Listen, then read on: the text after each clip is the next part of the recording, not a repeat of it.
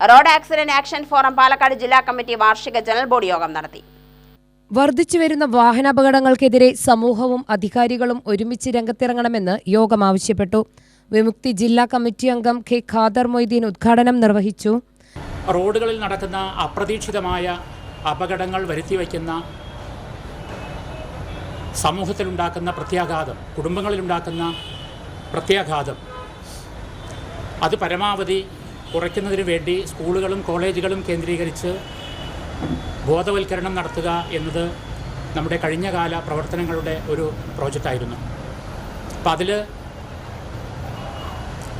Gopal memorial higher secondary സ്കൂളിലും Malampuzha vocational higher secondary സ്കൂളിലും motor vehicle ഡിപ്പാർട്ട്മെൻറ്റിൻ്റെയും എക്സൈസിൻ്റെയും പോലീസിൻ്റെയും സഹകരണത്തോടെ high school, higher secondary, vocational higher secondary കുട്ടികൾക്ക് വേണ്ടി നമ്മൾ പ്രത്യേകമായ ക്ലാസ്സും അവർക്ക്